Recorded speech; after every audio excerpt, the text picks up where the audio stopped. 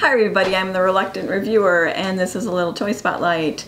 This is by Spin Master. You've seen us do the little felting sewing machine that Spin Master came out, the Cool Too Cool. Well, this is the Cool Maker Tidy Dye Station.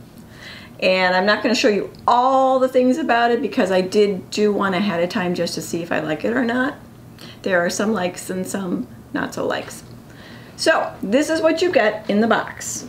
You don't get this. You get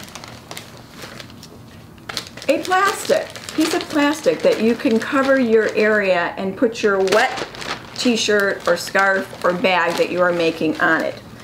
Do you need this? You can use anything you want on it. So you don't have to worry if you lose this, but they gave you one anyway. So that's one piece they gave you. It comes with this part and a roller and the knobs for the roller. So you just stick these in, and then you have a roller that's going to sit right on here, and it snaps to it. It also gives you these funky little ends that you're going to put on top of your fabric that you're going to dye, and you're going to seal it up and hook it on to the end so it doesn't fall off. Alright, you get two of those, one for each end. It gives you 1, 2, 3, 4, 5 different colors of dye, and this is dyed string. Now there's a little lid on it, like I took the purple one off already. And there's string here, and there's also a string cutter. So if you took this out, so you have string there, and it's dyed string, and you can seal this back up. This is a little wheel that's supposed to be that you can bring it up or down, and you can also press in on it to give yourself more tension. That part didn't work really well for me. So what you're going to do is, when you decide your color, you hook it in here. Now we're not going to do one, we're going to faux do one. It also gives you a little tote bag you can work on, or a scarf. So we're just going to pretend to put the scarf on there. You're going to thoroughly wet the fabric. You know, just rinse it, wring it a little bit, but it's still got to be really wet. And what you would do is take that wet scarf and you're going to wrap it around here. And then you're going to put this on the end. And you're going to hook it.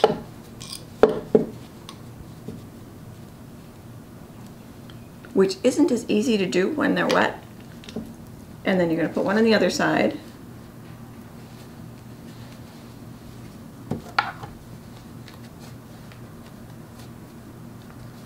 Okay, I get it to make it tight. Okay. And then these little ones that stick up here, they have a slit in the middle. So you're going to start your string, you hook this on, and then you would start your string and hook it to here. Now the whole idea is you're going to go back and forth, turn this. My problem is that I have trouble turning this by just using the knobs. It doesn't do it as well. So I had to do it by hand to do it, and then you move it all over the place. So I'm not quite sure why it's not turning as well for me. Unless I'm doing it the wrong way.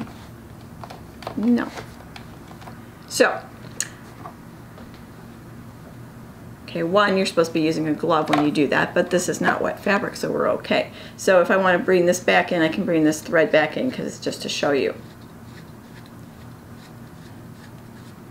So you pick all your colors, you do each one at a time, you hook the little string to a spot, and then when you're done, you're going to cut it and then tie off your string on the one on the other side. This also comes with 2 gloves. Don't use them. Maybe if you have a really tiny itty bitty hand, it works, but I can get my hand in this, but it was basically suffocating my hand and I thought I would never get them back off. So I just use a glove that you use for doing dishes. Much easier. Now the very first one that I did was blue, and when I did the blue on the fabric that was really wet, I didn't see any of the blue color come off. All the other ones I saw color. So I'm not sure if my blue really works. I'll have to look at my finished product to see if it really does.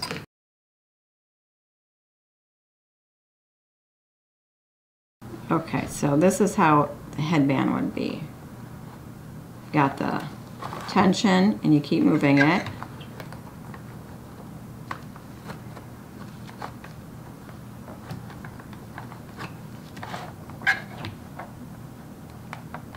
And then you go.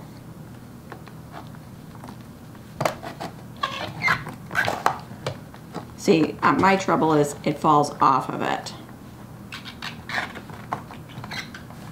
And then what you do here is you take it and you have the cutter.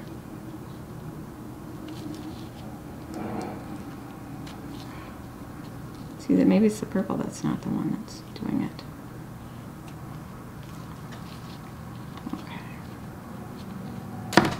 Okay, so you take this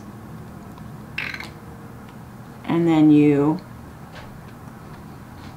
hook it through, and then that one's done.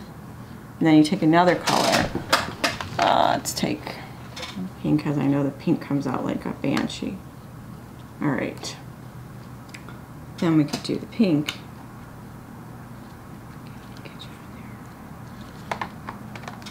And it snaps in. Bring this up, let that hold, turn it,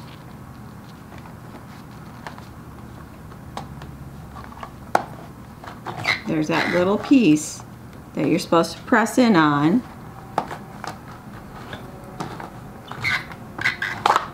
See, now I lost it on the,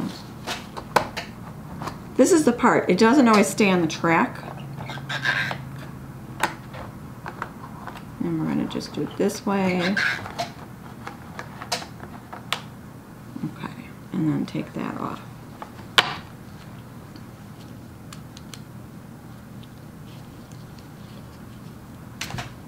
Okay, and then the cutter,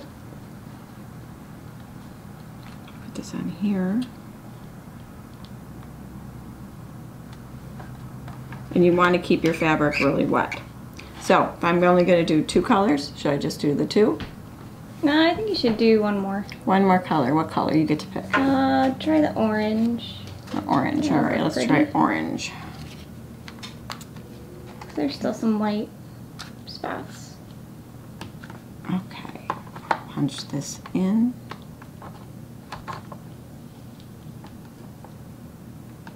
And I put it through 2 of the tabs instead.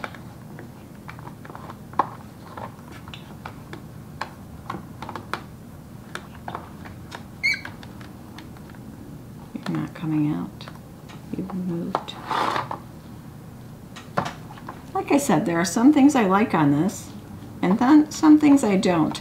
This little, let's see if I move it this way maybe. This, it doesn't seem to be made for a righty, if to press it in for the tension. But if you can, so eventually I just end up holding it and turning it and putting it where I want. You can see the pink is already starting to get the dye out. I mean, it's an interesting concept. Okay. There. Okay. And then you hook this one up. And we'll put it there. But of course, I didn't want to try something small like that, like they gave you a scarf. That would have been really easy to do. I instead wanted to go out and get a size 7/8 t-shirt and do the t-shirt, because if you're going to tie-dye something, you're going to tie-dye a t-shirt. I mean, that's what I feel. I don't know if you've tie-dyed before. There are all sorts of different patterns and things that you can do. They used to have rubber bands, they used to have string, all sorts of things. I kind of like it the old-fashioned way. You knew what you were doing. The string, it doesn't, well, this is coming off on it, but it would be tighter if I was doing it wet. I'm not quite sure why this doesn't always turn for me. But I did buy a t-shirt just at the craft store for only $3, so it's a good deal. And what you do is you take that wet t-shirt, and when you have a t-shirt, it's pretty large, you have to scrunch it together. Now when I scrunched the t-shirt together, the wet t-shirt, and put it on the roller, I couldn't turn it at all because there was too much t-shirt to go under this groove. So I had to kind of pull everything manually and do it. So I kind of did it my own way. So after you've decorated the t-shirt with the string, then you take this back off with your item and you put it in a bag that's going to fit it, and you just wrap the bag up and you leave it overnight, because the longer the dye stays on there, the more brighter it'll be. And then when you wake up and you take your t-shirt out or whatever you made, then you dip this in underwater to get as much extra dye off, and then you take all the strings off and you wet it again and clean it up until it's pretty clear. So this is what I did yesterday, and I rinsed this morning, so it's still wet. It came out pretty good, but you can see that if you're trying to roll this t-shirt onto the roller, it's a lot of extra stuff, and it wanted you to just kind of like crunch everything together, but then it made this really, really lumpy. So if you were doing a baby t-shirt, I can see that working in the roller, but this one, it was more a little bit of, okay, let me hold this and turn it myself, and let me pull on the string a little tauter with my gloves. So you did get a tie-dyed outfit. I don't know why the bottom didn't get anything, but it turned out really cool looking.